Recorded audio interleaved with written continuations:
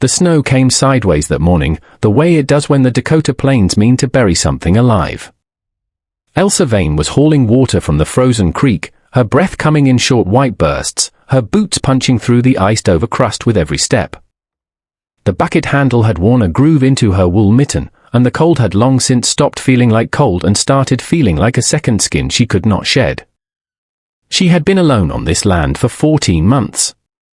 She had learned that solitude was not silence, it was a particular kind of noise that lived inside the chest and would not be quieted by work alone. She nearly stepped on him. He was half buried in the snow drift that had accumulated against the eastern fence line. His body curled the way a man curls when his body has given up arguing with death and is simply waiting for the final word. He was Lakota. She could see that in the lines of his face, the remnants of paint still faint along his jaw, the beaded work on his moccasins now soaked black with snowmelt. An arrow wound had opened his side. The blood had already frozen in a dark, glistening stripe across the white ground, as though the earth itself had been cut. She stood over him for a long moment. The wind pushed at her back, insistent. She set down the bucket. "I expect you are not dead," she said aloud, to no one, to the sky, to herself. Because dead men do not steam. His breath was barely visible, a faint, trembling cloud rising from his cracked lips, but it was there. Elsa Vane bent down, grabbed him under the arms, and started pulling. If this story already has you feeling something, hit that subscribe button right now and ring that bell so you never miss what comes next. Drop your city in the comments below. I want to see just how far this story travels. Now, settle in, because this one is going to stay with you. She dragged him 40 feet through the snow to get him through the cabin door. She was not a small woman, 14 months of frontier life had seen to that, but he was long-boned and heavy, and twice she had to stop, stand straight, press both hands into the small of her back, and breathe through her teeth before continuing. Inside, the cabin was the kind of cold that a fire could push back but never fully banish in the deep months of January. The walls were log and mortar, the mortar crumbling in two places she had been meaning to repack. A cast iron stove stood against the south wall, its belly gone to ash overnight. Elk hides covered the floor near the hearth. A narrow rope bed sat against the opposite wall, stripped now to its ticking because she had hung the quilt near the stove 3 nights prior when the temperature dropped past anything reasonable. She got him onto the floor near the stove and began building the fire back up, her hands working fast with the tinder box and the dry pine split she kept in a wooden crate beside the door. When the fire took hold, she turned to him properly. His name she did not yet know. He was perhaps 35 years of age, perhaps older, difficult to say. His face was severe even in unconsciousness, the cheekbones angular, the jaw set hard. There was a long scar along his left forearm, old and well-healed, that suggested he had survived a previous argument with something or someone that had meant to end him. The arrow wound in his side was bad. Not immediately fatal, the arrow had passed through the flesh of his lower right side without puncturing anything that would have killed him outright, but it had been open to the cold long enough that infection was already working at the edges. The flesh there was swollen and discolored, angry-looking even in the low firelight. Elsa heated water in the iron pot. She had a small tin of dried yarrow that her mother had packed for her when she first came west, saying simply, "It is for when things go wrong," which she had thought an odd thing to say at the time and no longer did. She packed the wound with a yarrow poultice and bound it tight with strips torn from a flour sack. She worked without sentimentality but without roughness either. When she pressed the wound and he made a low sound deep in his throat, the first sound she'd heard from him, she said, "I know," and continued. He slept for the rest of that day and through the night.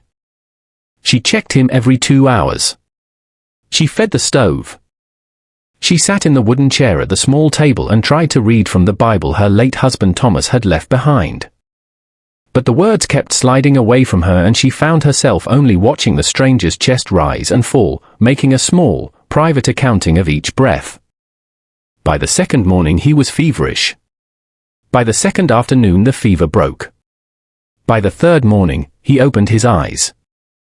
He looked at the ceiling first, then turned his head with the slow, deliberate care of a man taking inventory of a world he had not expected to wake into. His eyes were dark and utterly still when they found her. She was standing at the stove, stirring a pot of dried corn and the last of her salt pork. "You are safe," she said, without turning around, because she had heard the particular quality of a person's breathing change when they come back to consciousness. "You have been sick, but the fever has passed. I would ask that you not stand up right away." He did not respond for a long moment. Then, in English that was rough-edged but entirely clear, he said, "Why?" She turned then. "Why what? Why did you bring me in?" She considered the question with genuine seriousness. "Because you were not dead," she said finally. "And I do not leave things that are not dead out in the cold." Something moved in his expression, not softness exactly, but a recalibration of some kind. She ladled soup into a tin bowl, walked it over, and set it on the floor beside him. "My name is Elsa Vane. This is my land. I will not trouble you about yours until you are ready to tell it." He looked at the bowl. He looked at her. "Chaitan," he said. "Chaitan," she repeated, careful with it. She went back to the stove and filled her own bowl and sat down at the table and ate. After a moment she heard him eating too, slow, cautious sips at first, and then with purpose. The fire popped and settled. Outside the wind was doing what the wind always did, which was remind you it had no particular interest in your continued survival. She made cornbread on the skillet, the kind that came out flat and dense because she was short on lard and had been for 2 weeks. She brought him a piece. He accepted it with both hands, which she understood without being told was a thing of significance. She gave no indication that she noticed, only went back to her chair and ate her own portion and looked at the wall. "The wound will need to be cleaned again tomorrow," she said. "Yes," he said. "And you will need to stay off that side for at least another week." A pause. "My people will come looking." "I expect so," she said. There was no alarm in her voice. "I will be here when they do." In the days that followed, the cabin underwent a gradual rearrangement, not of furniture but of air. Of the particular tension that lives in a space shared by two people who do not yet know whether to trust each other. Chaitan was not an easy patient. He did not complain, never once spoke of pain, but he was watchful in a way that exhausted a room. He catalogued every window and every door. He noted where she kept the rifle, on pegs above the door, and where she kept the skinning knife, in her boot. He watched her feed the goats through the small window and watched her come back in, and she knew he was watching. And she went about her business without performing any particular ease she did not feel. On the 4th day, he sat up unaided. On the 5th, he moved to the chair by the stove. She had been working on the mending that had accumulated, 3 shirts of Thomas's she'd been putting off cutting down for her own use, a split seam on her coat. A woolen sock with a hole that had become a small catastrophe at the heel. She worked without conversation. He watched the fire. "Your husband," he said eventually. "Gone," she said. 16 months passed. "Fever." He nodded slowly. "You stayed." "I stayed. This land is hard for one person." "It is hard for 2, she said. "It is hard for any number. You learn to be harder than it is." That, it seemed, he understood without further explanation. On the 6th morning she found him outside at first light, standing at the fence line where she had found him, looking out across the white expanse to the north.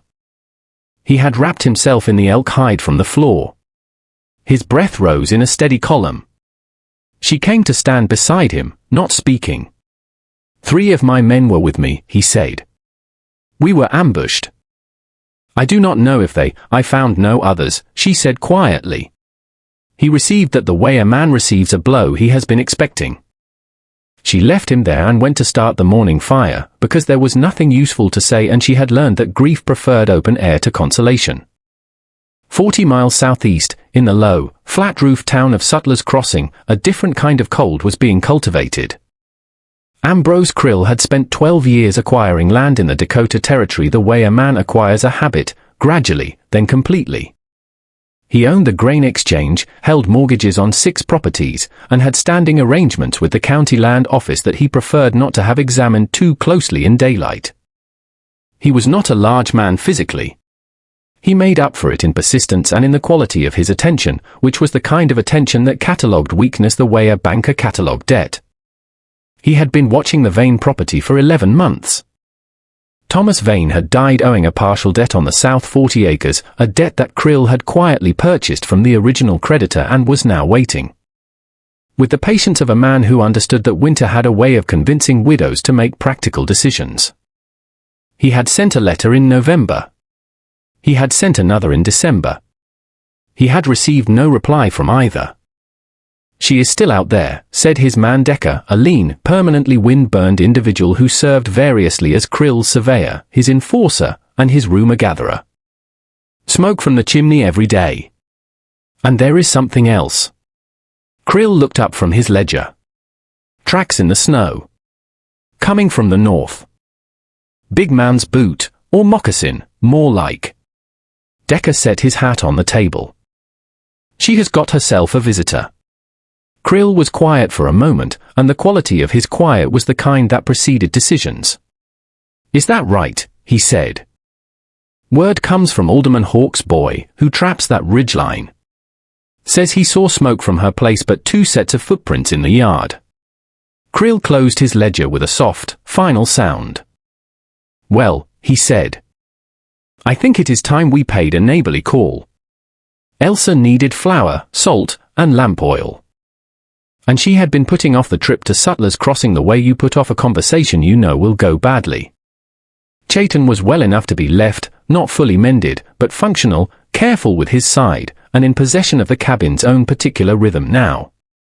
He had begun doing small things without being asked, rest-tacking the firewood into a more efficient pile.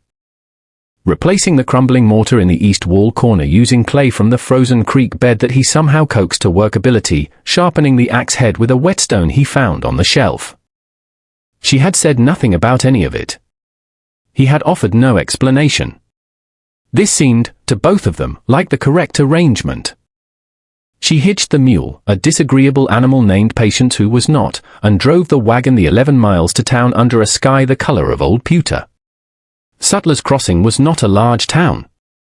It had a general store run by a man named Bill who was fair if not warm, a livery, a land office with frosted windows, a saloon called the Meridian where serious drinking was conducted without apology, and a church whose congregation devoted approximately equal energy to scripture and to monitoring the behavior of their neighbors. It had 340 souls and the social dynamics of a much smaller place. Which is to say that everything was known and everything was discussed and very little was kept private long enough to matter. Elsa tied Patience at the post in front of Beale's store and went in for her supplies. She was reaching for the lamp oil when she heard her name. "Mrs. Vane." The voice belonged to Alderman Josiah Hawke, a man of 50-something with side whiskers and the permanently aggrieved expression of someone who believed the world owed him a formal apology. He was standing near the Cracker Barrel in the company of 2 women from the church auxiliary, Mrs. Pratt and Mrs. Dunmore, who had the alert, slightly forward-leaning posture of individuals who intended to hear everything that was about to be said. "Alderman," Elsa said. "Cold enough for you, out on that claim." "Cold enough," she agreed, and turned back to the oil. "I heard tell," Hawke continued, with the deliberate casualness of a man reading from a prepared speech, "that you have had company out your way." Elsa set the oil jug on the counter. "I have." The pause that followed was architectural, built and load-bearing. "A Sioux man," Hawke said. "Staying in your house." "A Lakota man," she corrected. "And yes. He was injured. I tended to him." Mrs. Pratt made a small sound that was not quite a word but communicated significant volumes. "Mrs. Vane," Hawke said, drawing himself up in a way that suggested he felt the weight of civilization resting specifically upon his waistcoat.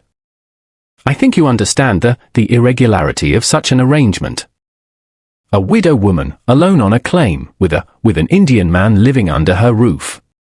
There are people who will talk." "People," Elsa said, are already talking. You are in the middle of it. His face went through several expressions before settling on dignified offense. I am trying to counsel you in your own interest. The man was dying in the snow on my fence line, Elsa said. Her voice was level as a plank. I brought him in, tended his wound, and fed him. If there is a law against that, you had better show it to me in writing. It is not a matter of law. It is a matter of what? The word dropped into the room and sat there. Hawk looked at the two women. The two women looked at Hawk. Beale, behind the counter, appeared to be finding something extremely interesting to organize on the shelf behind him. Of propriety, Hawk finished, somewhat less forcefully than he had begun.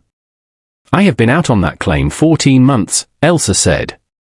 Alone.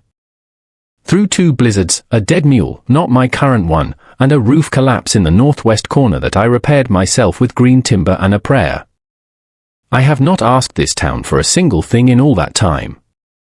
I would appreciate it if this town would extend me the same courtesy. She counted out her money on the counter, took her goods, and walked out. She was almost to the wagon when she heard boots on the boardwalk behind her.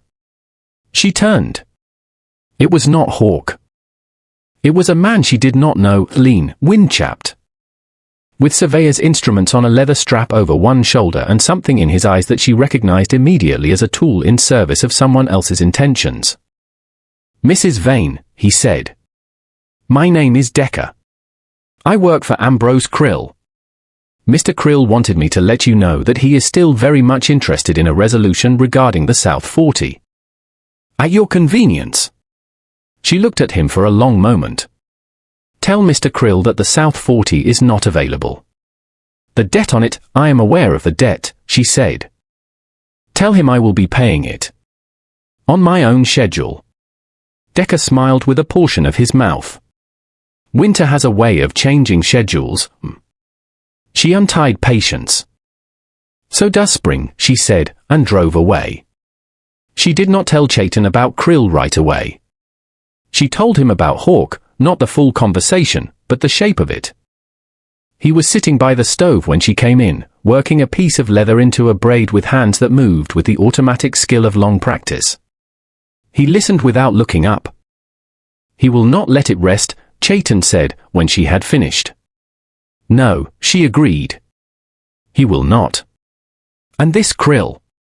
She set her coat on the peg. He is a different kind of problem. What kind? The kind that has paperwork, she said, and put the kettle on. The night came down hard on the 9th day. Elsa lay on the rope bed with the quilt pulled to her chin, listening to the wind work the corners of the cabin. Chayton slept on the floor near the stove, on the elk hide, as he had from the beginning. She had offered him the bed twice. He had declined twice, with the same brief, complete finality with which he declined anything that did not sit right with his own sense of order. She had been asleep perhaps 2 hours when she woke. She did not know what woke her. Not a sound, or not a sound she could name. It was more a change in the quality of the silence, the way a room changes when someone enters it even before they speak. Chayton was already sitting up. She reached for the rifle on the pegs by instinct, found it, swung her legs off the bed. Her feet found the cold floor. She did not light the lamp. They looked at each other across the dark room. She could barely see him, just the shape of him, still and alert as a wire pulled taut. He held up 2 fingers. Then pointed toward the north wall and the east wall. 2 men. 1 at each side. She moved to the north window, keeping low, staying back from the glass. The moonlight on the snow was bright enough to see by. A figure stood at the edge of the tree line, just standing, watching the cabin. Not hiding, exactly. Making a statement. She went to the east side, angled carefully. Another figure there, closer. This one was moving, slow and deliberate, toward the fence gate. Chayton was behind her, close enough that she could hear his breathing, controlled, calibrated. He had the skinning knife she kept in her boot. She did not recall him picking it up and did not ask. Krill's man Decker, she said, barely sound. And another, Chaitan agreed. What do they want? To frighten you, he said. First. She thought about that. The first sat in the sentence like a stone. She went to the door. Chaitan put his hand on her arm, not a restraint, just a question. I am not afraid of them, she said. I know, he said. That is not why I am asking. She looked at his face. In the moonlight through the window seam, it was all plains and shadow. She understood what he was saying, not are you scared but are you certain? Are you certain this is the fight you want to make tonight, in the dark, on their terms? She lowered the door latch. Tomorrow, she said. He removed his hand. They stood in the dark and listened. The figure at the gate tried it, a slow pull, testing. The gate held. She had reinforced the latch last week with a length of iron rod, one of Thomas's, repurposed from an old trap frame. The gate held. After a time, long enough that her legs ached from standing still, the figures withdrew. She heard the creak of harness somewhere in the tree line. The sound diminished north. She set the rifle against the wall and sat down in the chair and breathed. Chaitan sat across from her, knife in hand, watching the door. They will come back, he said. I know it. And next time they will not merely stand in the trees. I know that too. He was quiet a moment. Then, you cannot fight Krill alone. I have not been doing it alone, she said. Not for the last 9 days. He looked at her then, a long, level look, the kind that does not offer sentiment but does not deny it either. My people will come, he said. Perhaps tomorrow. Perhaps the day after. You said that before. I mean it differently now, he said. She did not ask him what he meant. She was beginning to understand that with Chaitan, meaning came out of the space around words as much as from the words themselves. She went to the stove and put more wood on the fire. The flames came back up. The cabin filled again with orange light. When they come, she said, what will you tell them about me? He considered this with the same seriousness he brought to everything. The truth, he said. That you did not leave what was not dead out in the cold. She almost smiled. It was a small, private thing, and she turned back to the stove before it fully formed. Get some sleep, she said. You as well, he said. Neither of them slept much before morning. She made her decision by the time the sun came up, which is to say she recognized that the decision had already been made somewhere in the dark, while she sat in the chair and listened to the fire. She was not going to be moved off this land. Not by winter, not by hawk, not by krill, not by the paper debt on the South 40. She had buried her husband here. She had repacked mortar and reshingled the northwest corner and learned which spots in the creek froze first and which stayed open longest. This land had the shape of her effort pressed into it, and she was not leaving. What she needed was to stop being alone in a way that krill could use against her. On the 10th morning, 43 riders came out of the north. Elsa was at the fence when she saw them, a line of horses moving across the white plain in the clean, early light, their breath making a long single cloud above them. She stood very still and watched them come. Chaitan was beside her. He had been beside her since first light, when they had both risen early and wordlessly and stood at the north window watching the tree line until the sky went from black to grey to a pale, thin gold. He had braided something into his hair, a narrow braid with a small red bead at the end, and she understood without asking that he was preparing to be seen by people who needed to see him restored to himself. The riders stopped 50 feet from the fence. The man at the front was older, not elderly, but carrying decades in his face and in the way he sat his horse, with a stillness that felt geological. He looked at Chaitan for a long moment. Then he looked at Elsa. Chaitan spoke to him in Lakota. Not briefly, a full accounting, from the sound of it, the sentence is long and deliberate. The older man listened without expression. When Chaitan finished, the older man spoke, and there was a question in it. He asks, Chaitan said to her, who you are to this land. I am the woman who holds it, she said. Chaitan translated. The older man, whose name, she would later learn, was Hoka, which meant something like badger in a way that referenced obstinacy as a virtue, looked at her a long time. Then he said something short. He says, Chaitan translated, that you have a good face. She absorbed that. Tell him I think the same of him. Chaitan told him. Something moved in the older man's expression, deep, brief, like a fish surfacing and returning to dark water. The riders stayed 2 days. They camped in the open, building small fires with a confidence about the cold that Elsa respected enormously. Some of them were women. Some were children. All of them were people in motion. She understood that much, the particular exhaustion of a people being pressed from every direction, carrying their world with them. She fed what she could. She killed the last of her winter chickens and made a thin broth that stretched across many more bowls than she had anticipated when she started the pot, and she was glad she had flour for bread. Chaitan moved between the camp and her cabin with the ease of a man returned to his own gravity, but he came back to her door each evening.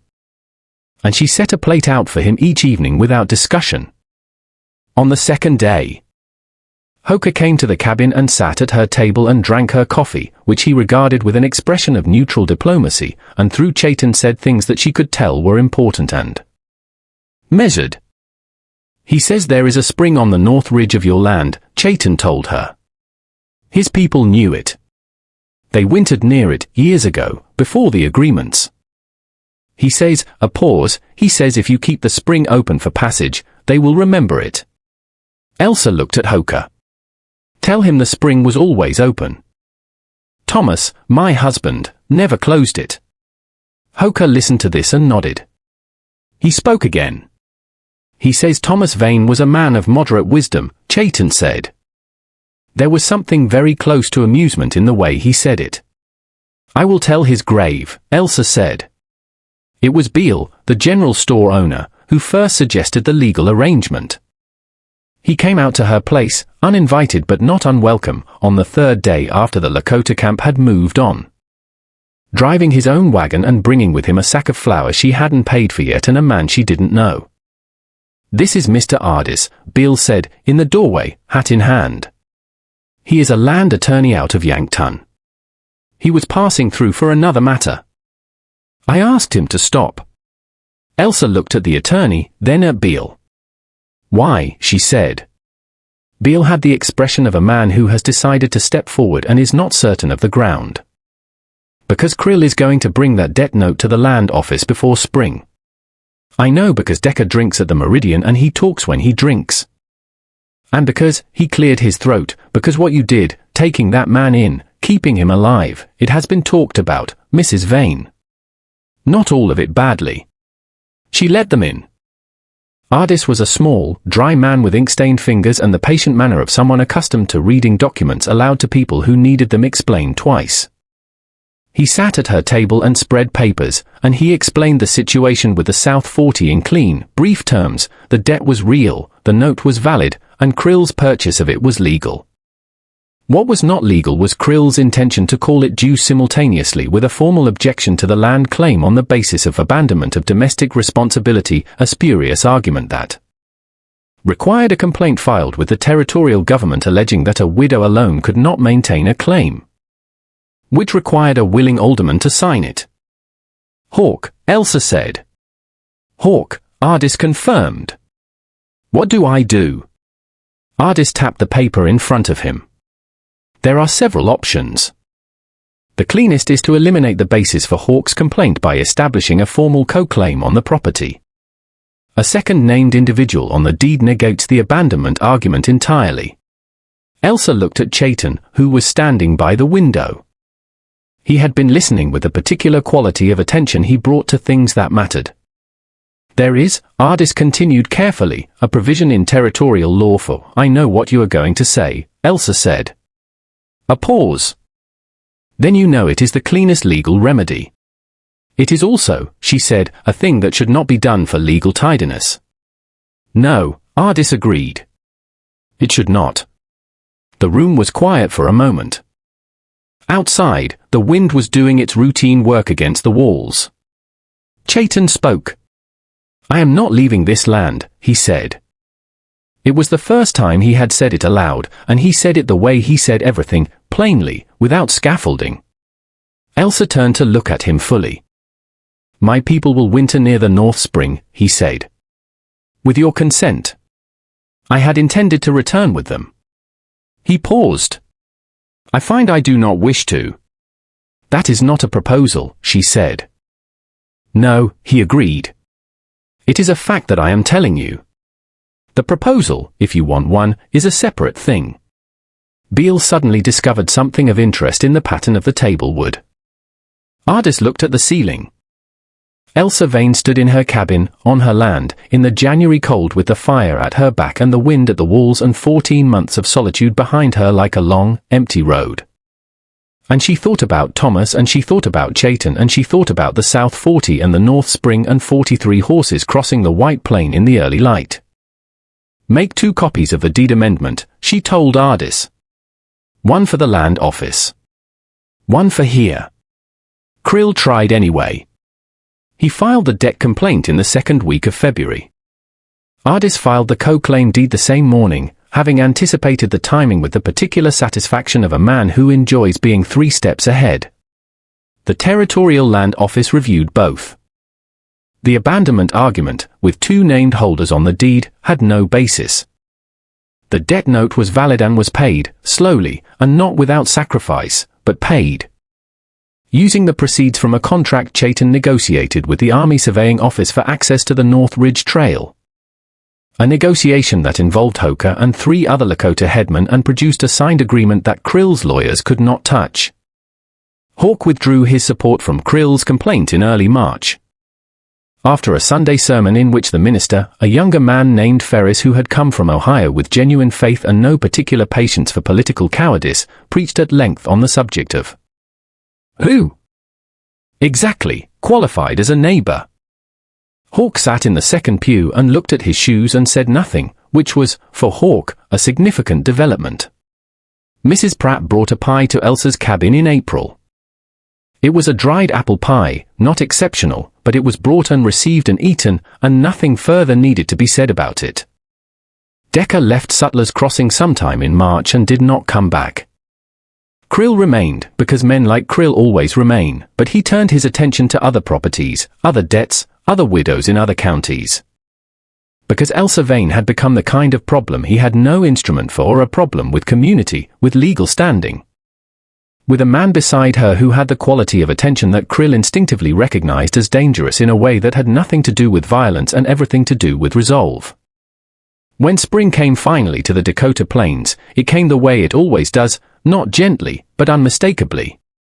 The snow retreated from the south-facing slopes first, and then the creek ice fractured and the water ran again, dark and fast and purposeful. And the geese returned in long noisy columns above the pale sky. Chayton repacked the east wall mortar properly, using a mixture he said his grandfather had used, and it held better than anything Elsa had tried. She expanded the garden by a 1/4 acre. He built a second fence line along the north boundary, running up to the ridge where the spring emerged from the rock, open and cold and clear. Some things are not romantic. They are simply true. 2 people can look at the same hard ground and decide separately that it is worth staying for, and then find that they have decided together.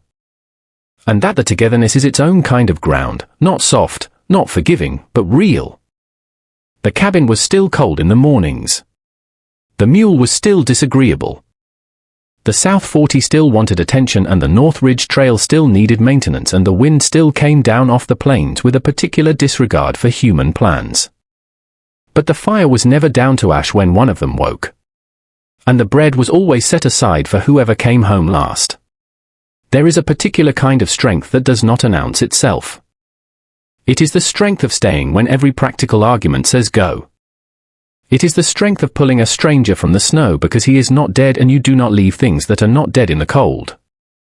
It is the strength of a hand on a door latch in the dark that says, not tonight. Not ever.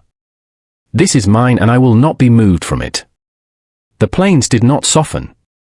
But the people on them learned, slowly, the way all hard things are learned, that broken places, tended with honest hands, grow back not as they were, but stronger. More true. More themselves. The snow would come again. They would still be there when it did.